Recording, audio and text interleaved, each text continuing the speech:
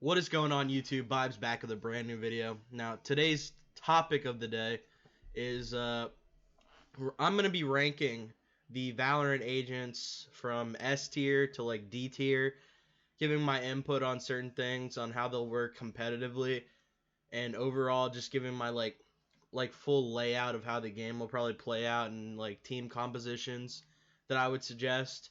It's really interesting how the game's developed, and I think some operators or agents are a little underutilized, but overall I think that most of them have been figured out by now. So I wanted to give a little updated tier list to ones that maybe you watched like first or second week of the closed beta, and give you guys my input on the matter. So let's get right into it. Alright, so as you can see here, I have the tier maker site pulled up. We have all of our agents and whatever. So I think I'm going to start off from like bottom of the pack, just real low level tiers, and then we'll work our way up from there. So let's go. So starting out at the very bottom, I'm going to have to put, your main man Omen. His smokes are okay, but that like everything's visible in them.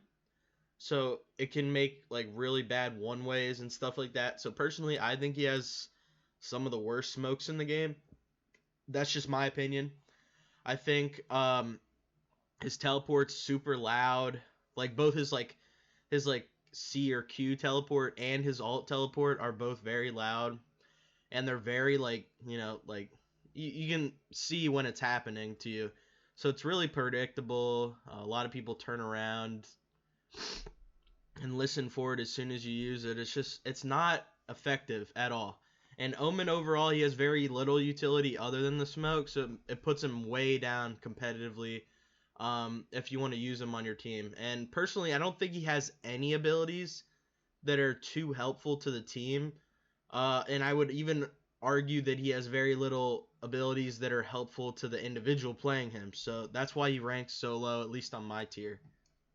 Alright, so for our next agent, this is really going to surprise you, but it's Raze. So even though Raze offers a lot of slow pushes, not slow pushes, she offers a lot to slow pushes on the defensive side, like her nades and such.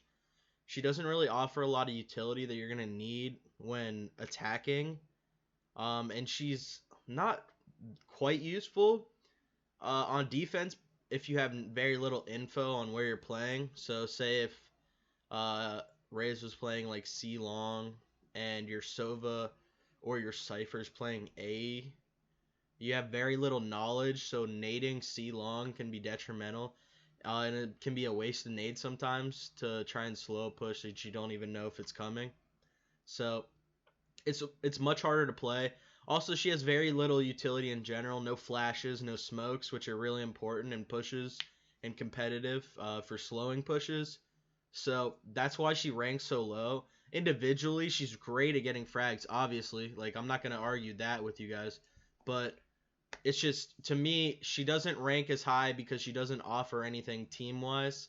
Even though her abilities may be very powerful, I think she's still going to get a couple more nerfs, which will make her even less used competitively. She's a great individual solo queue type of agent, but it's hard to work in a team with her, play around her in her abilities. So that's why she ranks so low for me, at least. Alright, so our next one is going to come probably at a shock to you guys as well. It's Jett. Now, Jett would have ranked D tier for me if she didn't have mediocre smokes. Most of her abilities again are centered around solo queue or solo play things. What I would say is her ult is extremely good on eco rounds. Getting little, I wouldn't say exits, not exit frags, but fragging out and getting little kills here and there. Stuff like that to try and ruin the other team's economy as well, so that you guys will be on an even playing field afterwards, and they won't still be a round up on you guys. Or you could even take the round if you're if you get extremely lucky, honestly. Because her ult, it's really good, but it has like a much higher skill ceiling than a lot of other alts, specifically Raze, specifically Sova, specifically um, Breach and Brimstone. Brimstone has a really low skill. Like we'll get into that, but it's much harder to use her alt effectively because it takes so much accuracy. Whereas with Raze, you just point and shoot, and it'll probably kill whoever's like in the general area. So that's why it makes it much harder to use. Also, her smokes dissipate really fast. So if that does get changed, she might move up a few tiers, but for now she's really low. And then her dash mechanic and her boost mechanic, like upwards, it's just really not useful. It's cool for boosts, to play defense, I guess, like hold sights and stuff like that. Like to have those boosts available to you. But overall, very little utility that she offers to competitive scene, so that's why she ranks so low. Alright, so our next agent that I'm going to be ranking in the B tier is Viper. So, Viper offers like a good amount of utility. She's pretty middle of the pack. I think that like if her damage or like decay rates get buffed a little bit so that they take off more damage when you're sitting in the poison faster, or if the decay works a little bit faster, it'll have a really huge impact on whether or not she gets a higher play rate in competitive. Right now her wall is pretty good for taking sights and like cutting off vision to sight, which is pretty cool. Her little like orb smoke thing. It's not smoke obviously, but it acts as a smoke. It acts as a little wall. Pretty good. Really large. You can see inside of it though, which makes it a little bit less useful for utility, which is why she's a little bit lower than some of the other ones. And then lastly, like her little poison, like kind of like Molly's. That's how they would act in a competitive scene. Really useful. Hard to find. Like you could like use them on bind at U-Haul, like left side by the TP, to really clear that out early, and so you only have to look at like heaven and sight and like close right boxes. So that can be really useful, but other than that, like I mean, there's some other places on other maps, obviously, but it's really circumstantial, and sometimes you really just don't find good uses for it. Now her alt's pretty good. I think she needs to be able to see people like anywhere inside of her alt area, and maybe like because of that, like make it smaller. That's just my opinion. So like what I'm saying is like I would like her to, for everybody to pop up red that's within the green like fucking bubble or whatever you want to call it. That is her alt, like her little fucking gel like green goo stuff. I think everybody should pop up red that's an enemy in there, so that she'll be able to see. But I also think that it needs to be like like decreased in size, so that it counteracts that a little bit, and so she has less like really like crazy control on things. And I think that that would make her much more viable competitively. Right now she's pretty solid. I think she will get a little bit of playing time competitively, but we're gonna really have to see where things go because of how much utility other players or other agents offer to a team-based like shooter like this. So that's it for Viper, for at least for now. Okay, now you're really gonna think I'm out of pocket, but I'll explain things now and a little bit more later when we go to a different agent, on why I'm gonna do this. But I'm putting Sova B tier. Everybody thinks Sova's really good. I think he's a bit overrated, but he is pretty solid. I think that there is an agent left on our list that does his job better than him. And I think that the agent I'm speaking on is a better lurking agent, whereas pretty much every other agent on this list isn't very good at that role.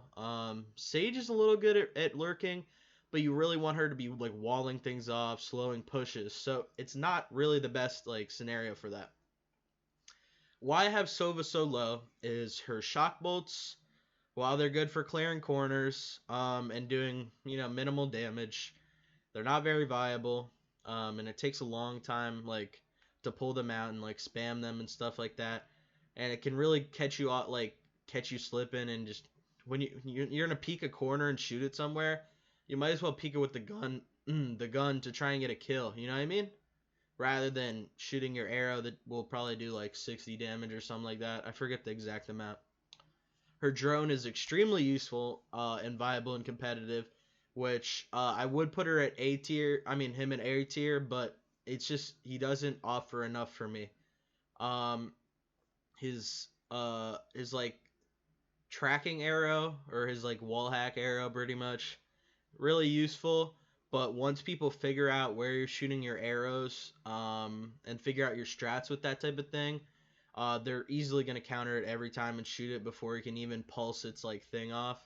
And then you know that they're in that general area, but you have very little knowledge of where they are there and how they're going to play it. So it makes it extremely hard to use once people figure out how you use him.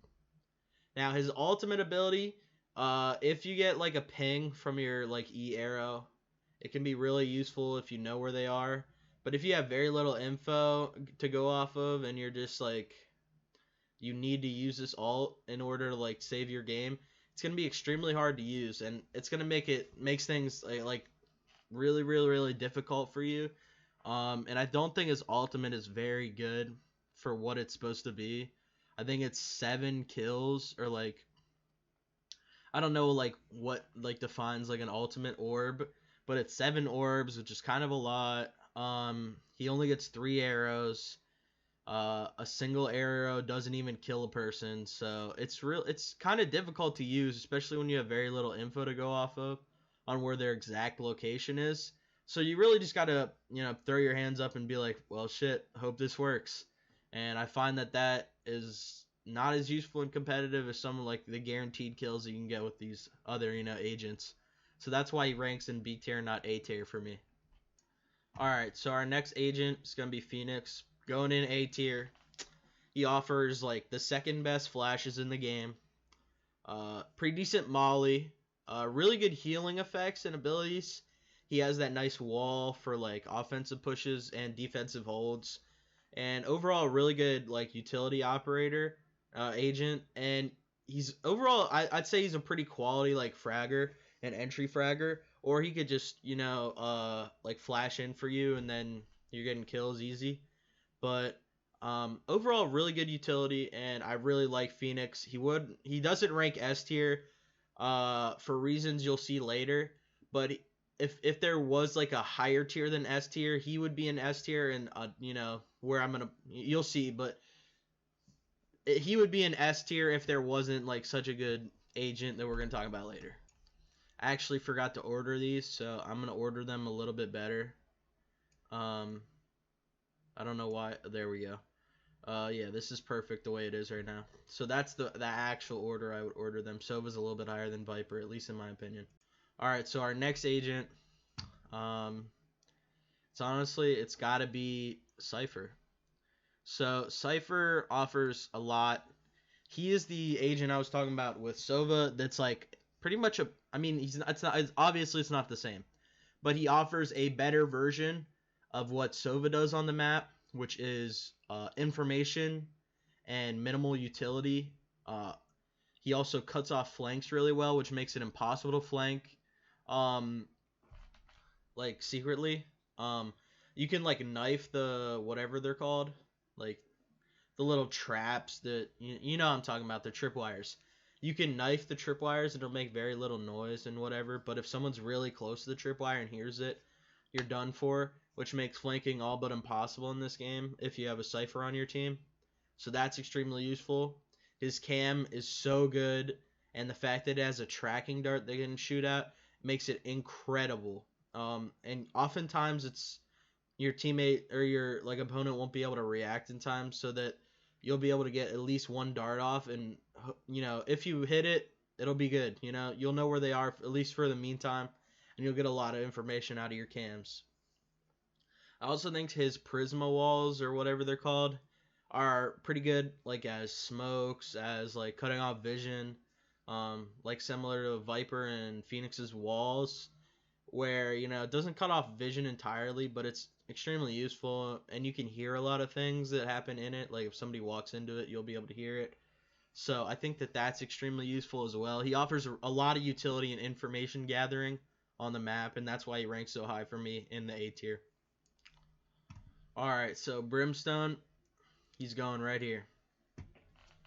Brimstone has some of the best utility in the game. What he offers with like 100% accuracy smokes, so that you don't have to throw like weird ones, obviously, like you have to do in Counter-Strike, and if you're off by like a pixel or whatever, it doesn't work out. He has 100% accuracy and can pretty much touch anywhere on the map with his smokes, which is really nice. He also has a pretty decent molly, which I really enjoy using. And though his stims are pretty useless, I think that his ultimate paired with like a Sova or a Cypher that gathers the information on where they are. Specifically, maybe they're playing split tons and you figure that out really early. You can just Brimstone ultimate the tons or the right side mid area, and it'll be really useful. That's why he offers so much to competitive like gameplay. Is his smokes are so good, you can't see anything through them or anything in them when you walk through them. It's just he's a quality like agent, and his molly does a lot of damage in a short amount of time, which is also extremely useful. Because some of the other agents, they have molly like abilities, but they don't do like as quick damage, which makes his molly really good, and I really enjoy it. Overall, because of that utility that he adds to the competitive scene, I think that he's going to get a really high play rate. And that's why he ranks so high on this list. Alright, so for our penultimate agent, we're going Breach. Breach is nasty. If you don't have a Breach on your team, you're probably going to lose. It's just, it's like one of those agents that everybody you have to have one of these on your team if you want to stand a chance. He has the best flashes in the game. His abilities can simultaneously single-handedly take a bomb site, or he can single-handedly defend a bomb site with his pushback abilities and his like little like explosion thing. I don't know what I'd call it a cannon. I'll call it a cannon. Both of those things make him extremely useful and viable competitively because of like how much utility he offers to like pushes and push defense, which is really awesome. What I like about him as well is that when you use like his like, I don't know what it's called, but like the pushback ability that like sends people flying, uh, it keeps people so disoriented, and they're like crosshair is moving so much that honestly peeking 5 people that got hit by your ultimate really isn't that questionable. I've seen a lot of Breach players that use their whatever, I think it's the ultimate, that and hit them with it, and then they peek the corner and there's 5 there, and they get a 3-piece or a 4-piece before like trying to get the 5th, and like the 5th will go hide behind a corner if they can or something like that. But he's extremely useful, a lot of utility, and that's why he ranks so high on the tier list. I can't say enough about how useful Breach is, and I think he'll see a lot of competitive like gameplay, at least in the near future. So obviously we only have one left. If there was a tier above S tier, all these guys would get shifted upwards, and Omen would stay D, and Raze would probably get shifted to B, and then these guys to A, and then these guys to S. But because we only have 5 tiers, I shifted everybody down a little bit accordingly, because Sage stands alone at the top spot, in my opinion. What she offers to the team is so useful with her heals, with her slow ice orbs, which can single-handedly stop pushes altogether, similar to Breach. She's not as useful on offense, but what she makes up for like her less usefulness with the ice orbs, she can get into like weird peaks and stuff on offense with her ice wall, and it makes it extremely useful, like for going for like counter like peaks and counter strats, where they might not expect a little wall, like a cheeky wall, and you just get an insta headshot on somebody that's not expecting it. Also with her ultimate ability, best ultimate ability in the game, hands down. Um, it's impossible to stop, really. Giving your team like a 6-man essentially is just, it's something like, if I don't have a Sage on my team, I'm pretty much chalking the game up. Uh, if we somehow get out of it with a win or like a 12-13 loss, I'll be happy. But you really need a Sage and a Breach, like I said, to really stand a chance like competitively. And I think Sage can single-handedly change the course of a round and ultimately a game. And that's why I play her so much. She's now getting picked a lot more, so I've had to like branch out into other agents. I've been playing Jet for a while now, actually. Tried out Raze a little bit. I play Brimstone a lot, actually. Brimstone was my original like main. So because she's getting such a higher pick right now that people are figuring out how useful she is, I don't see that ever going away. I don't see her getting nerfed at all either because she's pretty balanced. It's just she offers so much utility. Her walls can stop pushes. Her ices can stop pushes. Her walls can like cut off choke points to a point where she can get a revive off. Stuff like that. So it makes her it makes her the best agent in the game, hands down, and by a lot. So that's why she ranks so high. And yeah, honestly, if I would put her like 2 tiers above like the next like closest person, just because she's that good.